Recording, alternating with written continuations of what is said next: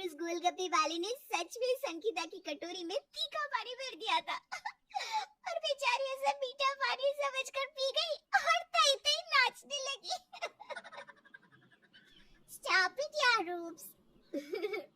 रूपाली, सच में उस दिन ऐसा हुआ था क्या? सीरियसली यार, college days were the best. और हमारी कॉमेडी का पिटारा अगर साथ में होना तो फिर बोरिंग सी बोरिंग माहौल को भी एंटरटेनिंग बना दे। रूपाली, तुम्हारा कोई जवाब नहीं यार। इसीलिए तो मैं अपने आप को लाजवाब कहती हूँ। रूपाली बहुत ही हंसमुख किस्म की होती है। उसकी सहेलियां अक्सर उससे मिलने ससुराल आया करती और इससे रूपाली की सास मंदाकिनी और ससुर जयंती लाल को भी कोई ऐतराज नहीं था। सास मंदाकिनी और जेठानी मानवी आ जाते हैं और सभी सहेलियां इतनी मॉडर्न होने के बावजूद भी मंदाकिनी को नमस्ते कहती हैं और उनके पैर छूती है। खुश रहो तुम सब, सबकी सब बहुत सुंदर लग रही हो, नजर ना लगे किसी की भी। ये लीजिए मम्मी जी, मानवी दीदी शरबत लीजिए। थैंक यू मेरी प्यारी बहू, बैठ जा तू भी। अच्छा हुआ जो तूने ये शरबत लाया, बाहर बहुत गर्मी है। पर हमारी जिठानी मानवी अपनी देवरानी से बहुत जलती।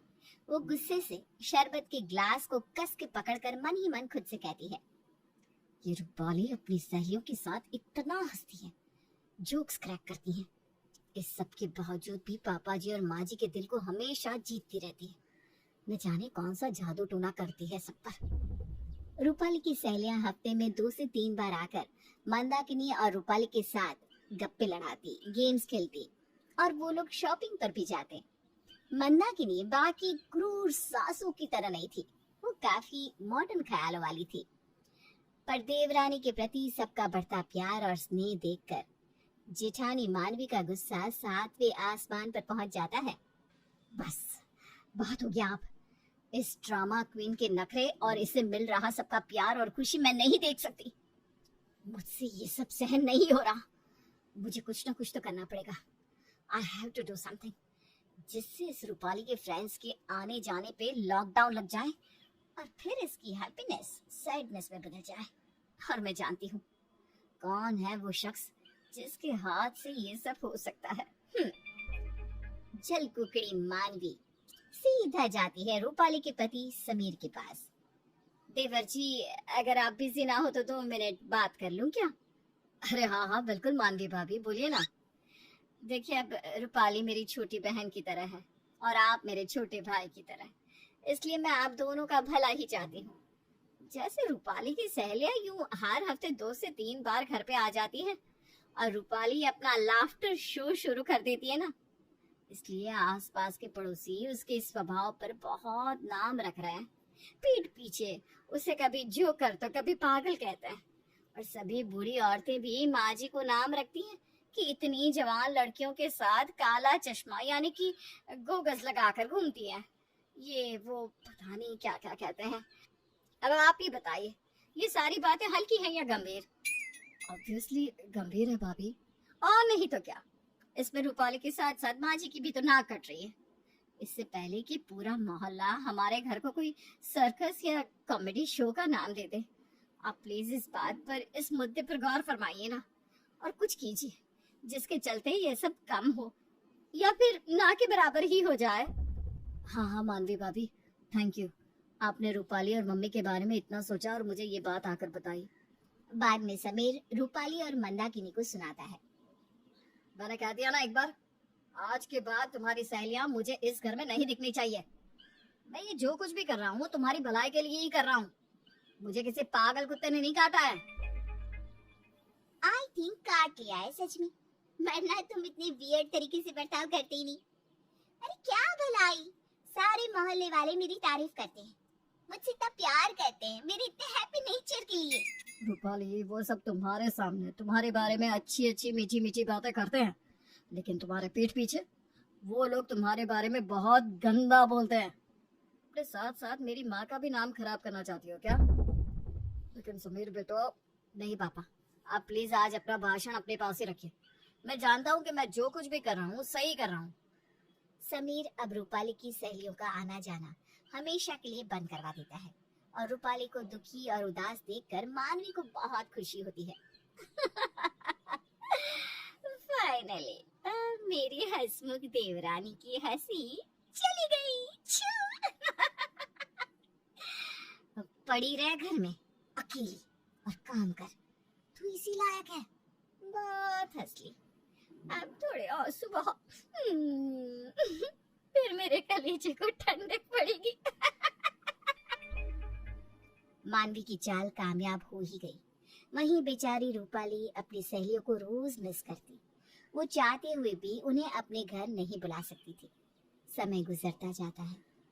मानवी प्रेग्नेंट होती है और अपने 7वें महीने में होती है। एक रात उसका दर्द बहुत बढ़ जाता है और उसे हॉस्पिटल में ले जाया जाता है। डॉक्टर की फीस और दवाइयों का बहुत सारा खर्चा होता है। हॉस्पिटल की फीस बहुत महंगी थी क्योंकि वो हॉस्पिटल काफी बड़ा और नामी होता है। मानवी का पति सुभाष पैसों को जोड़ नहीं पाता। हाय नियार, सुनना, मुझे कुछ पैसों की जरूरत थी अर्जेंटली। क्या तू मुझे पैसे भेज पाएगा? नहीं क्या? ओके ठीक है, कोई ना। हेलो जिग्नेश भाई, मुझे ना पैसों की अर्जेंट नीड है। मानवी को अचानक से दर्द होने लग गया। लास्ट वीक गोद भरा इतनी ग्रैंड की कि सारे पैसे उसमें खत्म हो गए। प्लीज अगर हो सके तो। नहीं क्या? ठीक है। अरे सॉरी मत बोल, इट्स ऑल राइट यार। सुभाष बहुत घबरा जाता है, परेशान हो जाता है। क्या करूं? समीर और रूपाली के पास थोड़े पैसे थे लेकिन वो भी कम पड़ेंगे। सारे दोस्तों को फोन मिला लिया लेकिन किसी के पास पैसे नहीं है। मम्मी पापा का तो कोई सवाल ही नहीं क्योंकि वो दोनों तो खुद ही मुझ पर डिपेंडेंट है। हॉस्पिटल में रूपाली सुभाष और मानवी के लिए टिफिन लेकर आती है। साथ ही समीर, मंदाकिनी और जयंती लाल भी आते हैं। सुभाष बेटा, क्या हुआ? क्या बोले डॉक्टर साहब? कोई चिंता वाली बात तो नहीं ना? अभी तक तो डॉक्टर्स ने कुछ बताया नहीं, बस एडमिट किया है और दवाई और बाकी मेडिकल चीजों की मांग की है, सलाइन एंड ऑल। बेटा, तूने पैसों का बंदोबस्त किया? हुआ कुछ? नहीं पापा, मैंने बहुत कोशिश की लेकिन किसी के पास पैसे नहीं है। पैसे कम पड़ रहे हैं, मुझे तो बहुत टेंशन हो रही है। तभी अपने हाथ का टिफिन साइड में रखकर रूपाली हॉस्पिटल के बाहर आकर अपनी सहेली अंकिता को कॉल करती है। अंकिता, अंकिता तेरे पास अगर कुछ पैसे हो तो फौरन मेरी मदद कर सकती है क्या? मेरी जेठानी है ना मानवी दीदी, उन्हें एडमिट किया है और उनके बिल्स और बाकी खर्चे के लिए पैसे बहुत कम पड़ रहे हैं। ओफो रूप्स यार, तू तो मेरी बहन जैसी है, तो बेझिझक हो जा और अपने ससुराल वालों को भी बोल दे टेंशन फ्री रहने के लिए। मैं अपने हस्बैंड आदिल के साथ आ रही हूँ वहाँ हॉस्पिटल में। मुझे अभी के अभी एड्रेस टेक्स्ट कर। हाँ, थैंक यू सो मच, आजा जल्दी। थोड़ी देर बाद अंकिता और आदिल दोनों भी पैसे लेकर हॉस्पिटल पहुँचते हैं। सभी उन दोनों का धन्यवाद करते हैं। Thank you so much Ankita ji, Adil ji, इस मुसीबत भरे समय में आप दोनों ने मेरी मदद की। मैं ये जिंदगी भर नहीं भूलूंगा। नेक्स्ट मंथ तक मैं आपके पैसे लौटा दूंगा। अरे आप पैसों की चिंता मत कीजिए, आप अपनी वाइफ की सेहत का ध्यान रखिए। और वैसे भी रूप्स तो हमारी जान है, उसके लिए तो जान भी दे देंगे। लव यू रूप्स। मानवी की तबीयत ठीक हो जाती है और वो घर लौट आती है और सब कुछ जानने के बाद उसकी आंखों में आंसू आ जाते हैं। उसे अपनी गलती का एहसास हो जाता है। उसे ये समझ में आ जाता है कि सोशल सर्कल, सहेलियां, पहचान और कॉन्टेक्ट होना कितना जरूरी होता है जीवन में। और वो बिना कुछ कहे बस रूपाली को कस के गले लगा लेती है और रोती है। Thank you Rupali, thank you. अरे बस बस मानवी दीदी, मैंने तो कुछ भी नहीं किया है, जो कुछ भी किया है अंकिता ने किया। अब आप प्लीज रोना बंद कीजिए वरना आपकी तबीयत पर असर पड़ेगा ना दीदी। मानवी को सीख मिल जाती है कि कभी भी किसी की हंसी छीननी नहीं चाहिए वरना उसका अंजाम बहुत बुरा हो सकता है।